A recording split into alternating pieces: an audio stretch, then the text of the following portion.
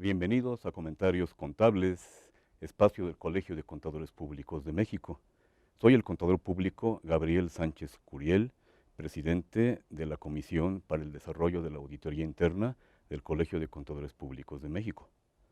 Hoy trataremos un tema global que genera dudas, inquietudes, polémica profesional, por sus implicaciones contables, financieras, mercantiles, laborales, éticas y penales.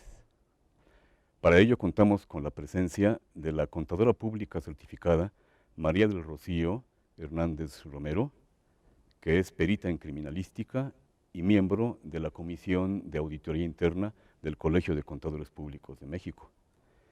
Y la contadora pública certificada, examinadora de fraude certificada, Mónica Estrada Hernández, que es socia de investigaciones forenses del despacho BDO México, miembro de la Comisión Técnica de Auditoría del Colegio de Contadores Públicos de México.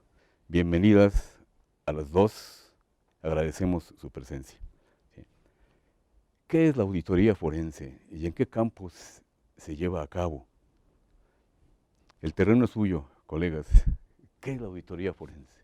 Bien, la auditoría forense es una materia, una técnica especializada porque tiene métodos muy similares a la auditoría financiera, no obstante maneja otro tipo de metodologías con bases científicas que nos van a dar la verdad histórica inclusive, ¿sí?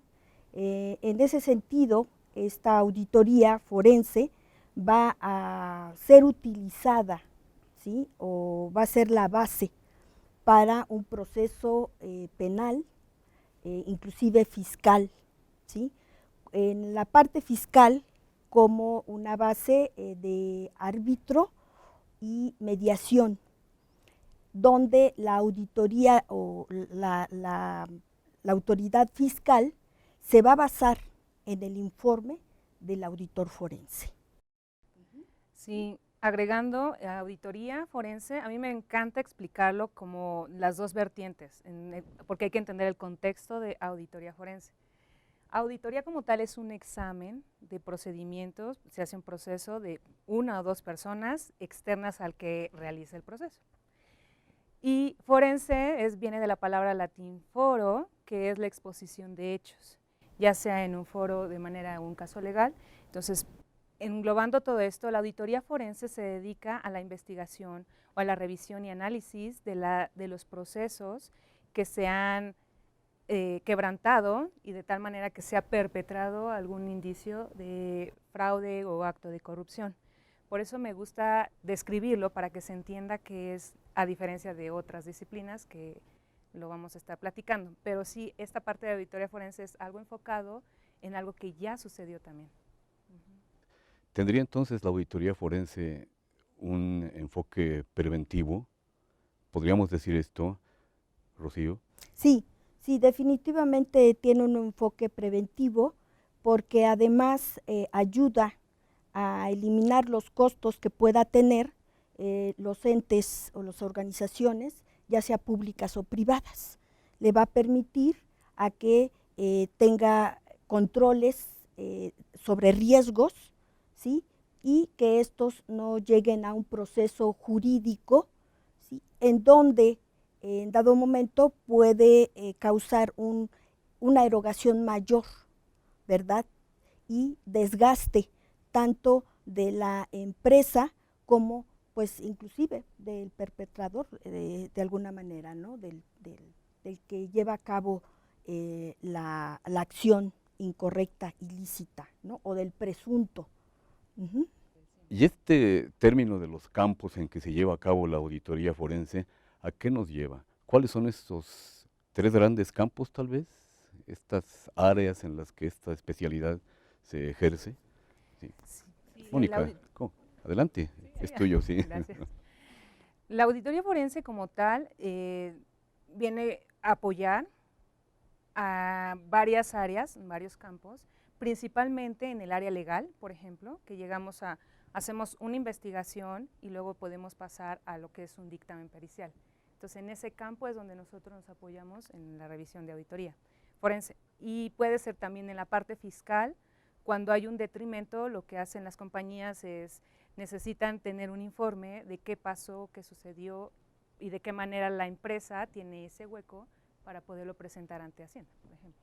Y otras vertientes podrían ser en otras áreas, que será la contable en específico, para ver la auditoría financiera en donde también tuvieron ese desfalco.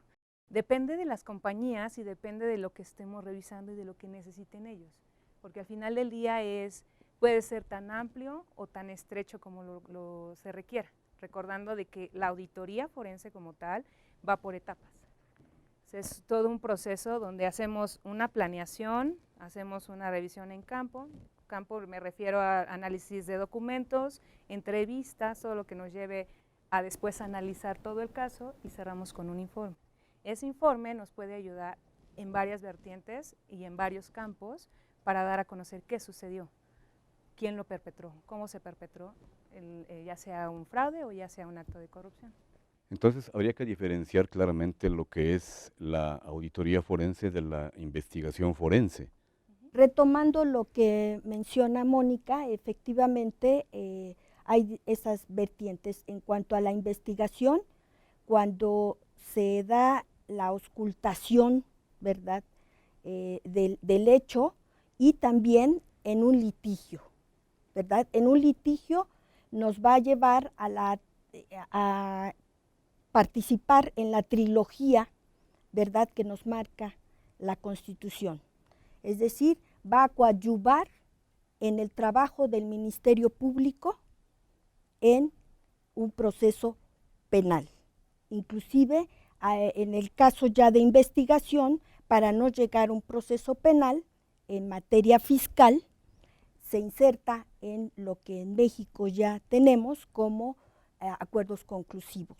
Es decir, en donde ya el presunto, como lo califica la autoridad, defraudador fiscal, en muchas ocasiones las auditorías la autoridad no se va al fondo, ¿verdad?, del tema, y lo que hace es que no toma en consideración lo que realmente puede ser deducible para el contribuyente.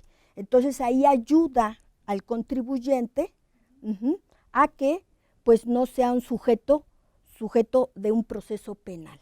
Entonces es algo muy interesante para esta parte como auditoría forense. Y Mónica, ¿cómo insertamos este concepto de corrupción en la auditoría forense? Ahí depende de los casos que investigamos. Por ejemplo, podemos llegar a un caso donde se robaron 3 piezas y de esas 3 piezas hacemos la indagación, la investigación, y nos damos cuenta que no nada más fue una persona que lo hizo, sino fue más de 2 personas.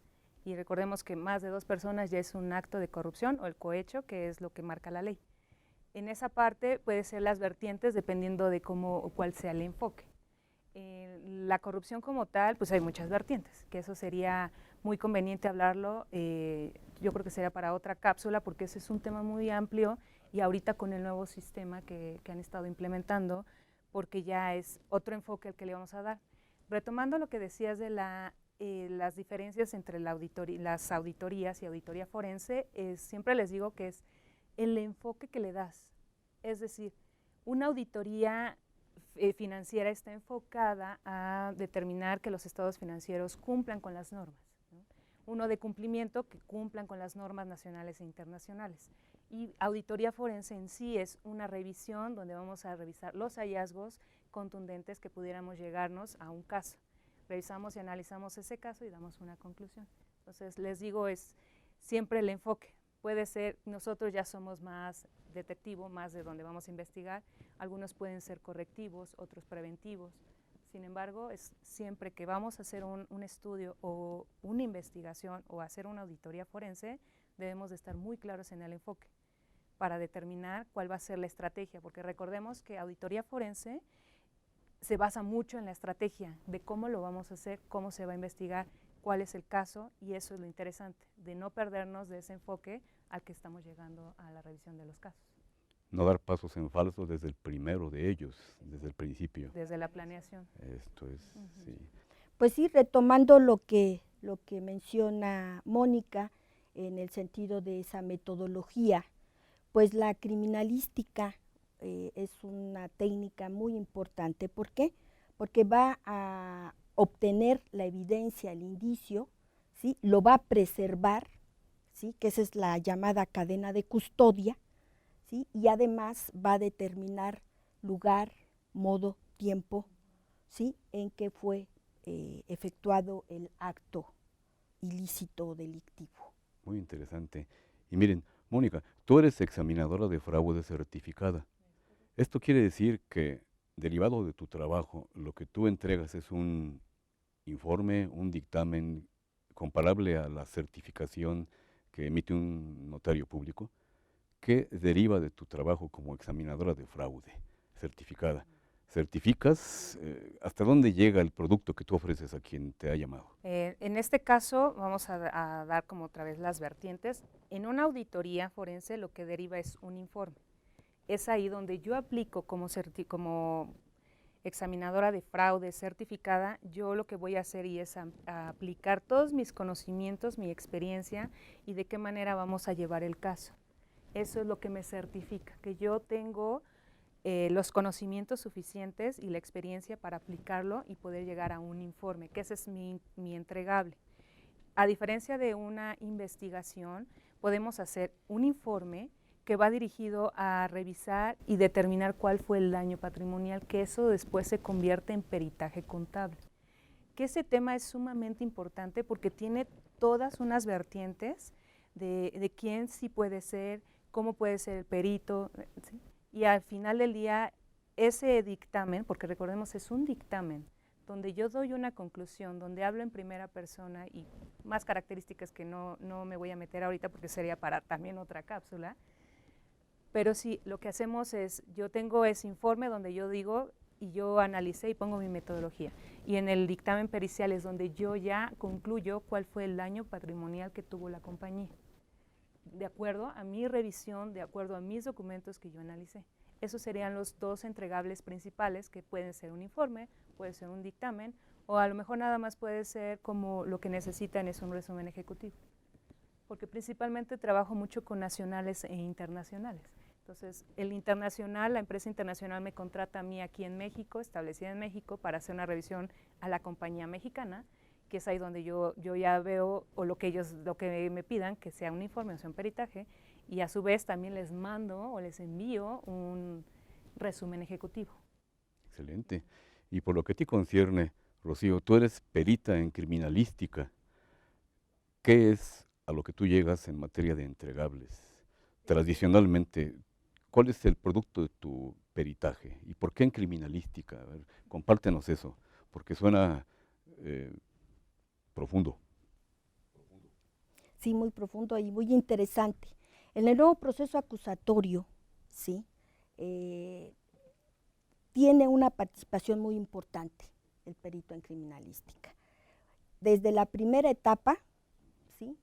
Desde la etapa de investigación, desde la recolección de la prueba, ¿sí? Desde la examinación de la prueba y ya cuando se presenta ante el juez dentro del proceso oral.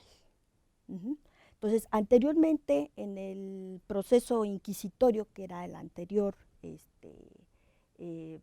metodología que se llevaba dentro del proceso penal, pues era inquisitorio y solamente era un juez el que determinaba todo.